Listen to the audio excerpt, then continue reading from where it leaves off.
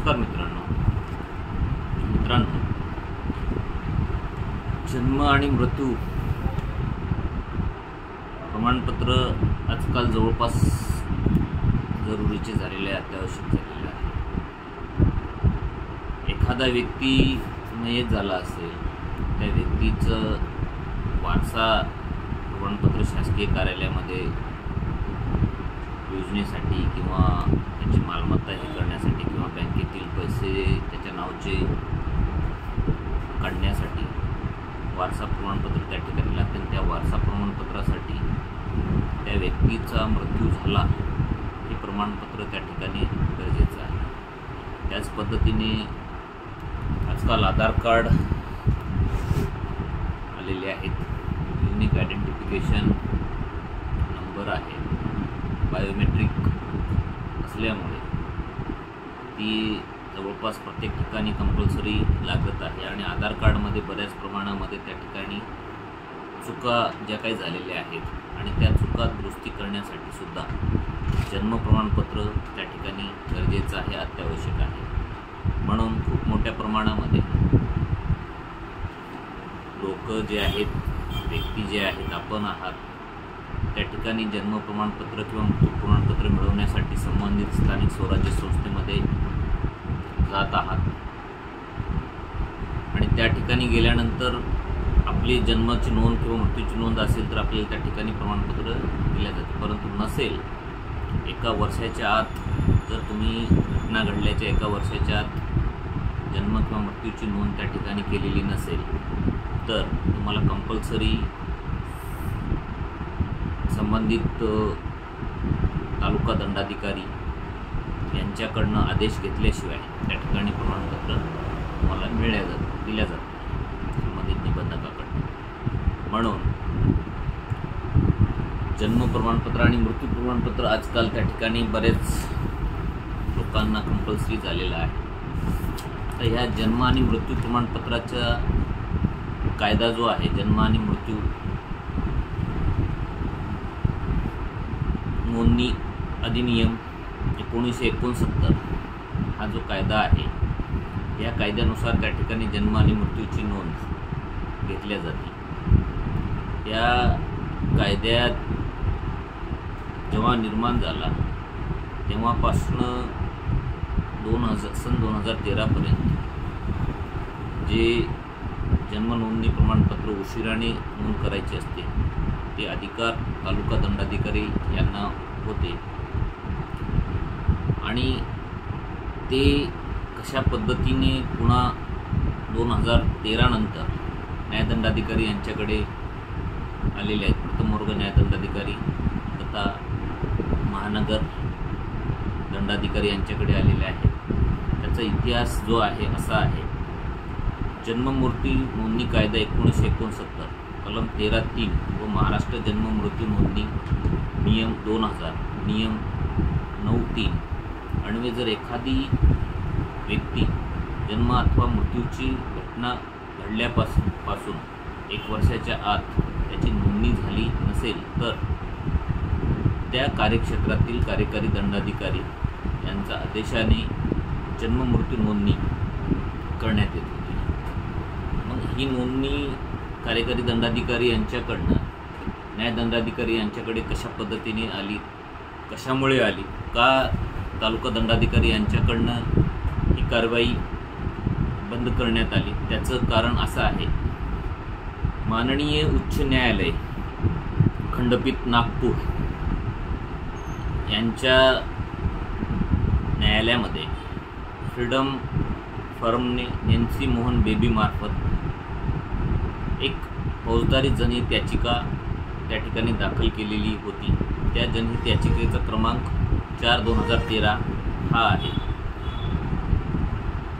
ह्या जनहितीच्या याचिकेच्या संदर्भात दिनांक 17 डिसेंबर 2013 रोजी पारित केलेले आदेश आणि महाराष्ट्र शासन विधी व न्याय विभाग मंत्रालय मुंबई यांचे इंग्रजी परिपत्रक क्रमांक 59/2/MISC/2013 ए ब्रँच दिनांक 31 डिसेंबर 2013 अन्वये यापुढे ज्या जन्म मृत्यू मृत्यू घटनांची नोंदणी घटना घडल्यापासून 1 वर्षाच्या आत झाली असेल अशा घटनांच्या नोंदणीसाठी फक्त प्रथम वर्ग न्यायदंडाधिकारी किंवा महानगर न्यायदंडाधिकारी यांचेच आदेश ग्राह्य मानण्यात यावेत असे आदेश पारित करण्यात आले.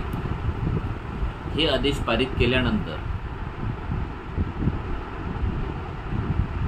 सदरची कारवाई ही तालुका दंडाधिकारी यांच्याकडनं सन 2013 पासून न्यायदंडाधिकारी यांच्याकडे आलेली आहे.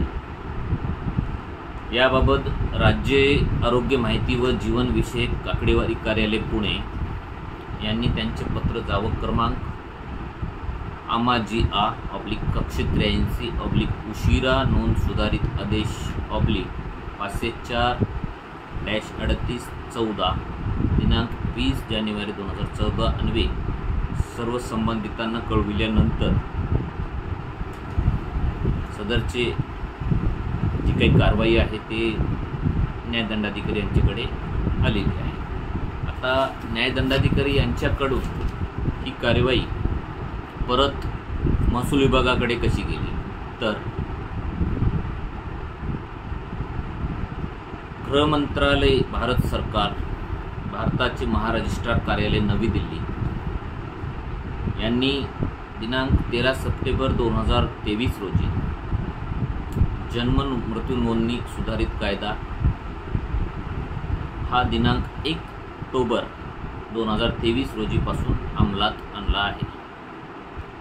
आणि ह्यानुसार मूळ कायदा जो आहे जन्म मृत्यू नोंदणी अधिनियम 1969 यामध्ये दुरुस्ती केलेली आहे. त्यानुसार जवळपास 18 कलमांत व उपकलमांत सुधारणा करण्यात आली आहे. ती सुधारणा अशी आहे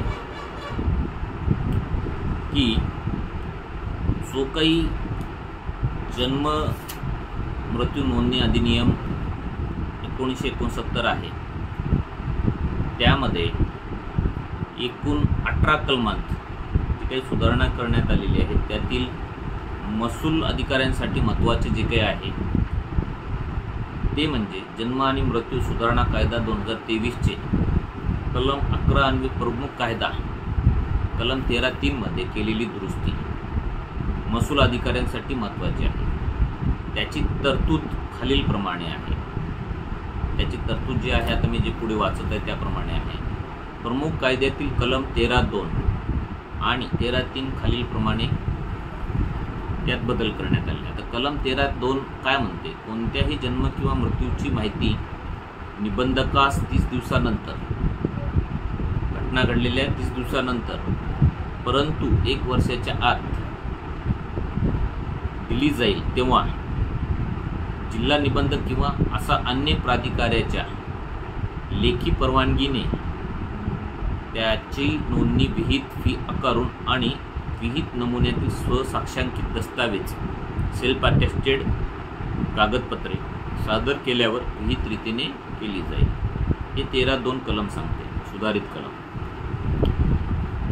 आणि सुधारित कलमातील 13(3) असं आहे, कोणत्याही जन्म किंवा मृत्यू ज्याची विलंबित माहिती निबंधकास त्या घटनेच्या 1 वर्षानंतर दिली जाईल तर ती केवळ ज्या भागात जन्म किंवा मृत्यू झाला आहे त्या भागावर अधिकार क्षेत्र असलेल्या ज्या भागात जन्म किंवा मृत्यू झालेला आहे त्या भागातील अधिकार क्षेत्र असलेल्या जिल्हा दंडाधिकारी किंवा उपविभागीय दंडाधिकारी यांच्या किंवा जिल्हा दंडाधिकारी यांनी प्राधिकृत केलेल्या कार्यकारी दंडाधिकारी यांनी जन्म किंवा मृत्यूच्या अचूकतेची पडताळणी केल्यानंतर पारित केलेल्या आदेशान्वये आणि विहित केलेला शुल्क अदा केल्यानंतर नोंदवली जाईल.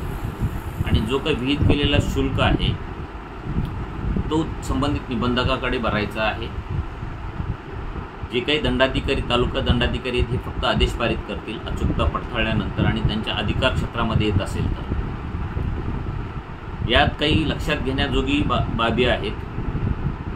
कोणत्याही जन्म किंवा मृत्यूची घटनेची नोंदणी 1 वर्षानंतर निबंधकाकडे करायची असेल तर त्यासाठी सक्षम महसूल अधिकाऱ्याचा आदेश आवश्यक असेल।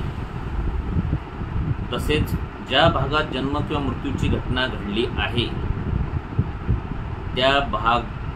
तो भाग त्या सक्षम महसूल अधिकाऱ्याच्या अधिकार क्षेत्रातील म्हणजे ज्युरिडिक्शन मधील असावा। त्यांच्या अधिकार क्षेत्राच्या बाहेरील जमत नाही। उक्त आदेश पारित करण्याचे मूळ अधिकार क्षेत्र जिल्हा दंडाधिकारी डिस्ट्रिक्ट मॅजिस्ट्रेट किंवा उपविभागीय दंडाधिकारी सब डिव्हिजनल मॅजिस्ट्रेट यांचे आहेत। अशा पद्धतीने जो काही जन्म आणि मृत्यूचा अचूकतेची पडताळणी आणि ज्युरिस्डिक्शन अधिकार क्षेत्र हे खूप महत्त्वाचं आहे। आणि ह्यासाठी आता आपल्याला काय काय दस्तावेज त्या ठिकाणी द्यावे लागतील। जन्म किंवा मृत्यूची घटना ज्या वैद्यकीय संस्थेत घडली असेल त्या वैद्यकीय संस्थेचे किंवा संबंधित व्यक्तीवर उपचार करणाऱ्या वैद्यकीय व्यावसायिक किंवा प्रभारी व्यक्तीचे प्रमाणपत्र हा कायदा अंमलात आल्यानंतर जन्माच्या बाबतीत सुधारित कलम 8(1) अन्वये आणि मृत्यूच्या बाबतीत सुधारित 10(2) आणि 3 अन्वये दिलेले आहेत। तसेच जो काही अर्जदार आहे त्याचे सत्यप्रतिज्ञेवर स्वयंघोषणापत्र, जन्माच्या बाबतीत जर जन्म घरातच झाला असेल तर प्रसूती करणाऱ्या दाई अथवा प्रसूती करणाऱ्या व्यक्तीचा जबाब किंवा स्वयंघोषणापत्र अर्जदारचे, ज्या स्थानिक स्वराज्य संस्थेच्या कार्यक्षेत्रात सदर जन्म किंवा मृत्यू झाला असेल त्या स्थानिक स्वराज्य संस्थेत सदर जन्म किंवा मृत्यूची नोंद नाही असे संबंधित स्थानिक स्वराज्य संस्थेचे पत्र म्हणजेच ग्रामपंचायत असेल, नगरपंचायत असेल, नगरपालिका असेल, महानगरपालिका असेल त्या स्थानिक स्वराज्य संस्थेमध्ये नोंद नाही म्हणून संबंधित निबंधकाकडनं आपण पत्र घेणं आवश्यक आहे। अर्जदाराचे सत्यप्रतिज्ञेवर स्वघोषणापत्र किंवा जबाब, सक्षम अधिकाऱ्यास आवश्यक आणि योग्य वाटतील असे अन्य पुरावे, जे काही अधिकारी आहेत त्यांना अन्य काही पुरावे पाहिजे असतील तर त्यांनी त्या पद्धतीने मागतील। आणि जो काही अंतिम आदेश संबंधित अधिकारी पारित करतील तो आदेश घेऊन संबंधित निबंधकाकडे आपण तो आदेश दिल्यानंतर जी काही नियमानुसार फीस आहे ती फीस अदा केल्यानंतर आपल्याला त्या ठिकाणी जन्म प्रमाणपत्र किंवा मृत्यू प्रमाणपत्र त्या ठिकाणी दिल्या जाते।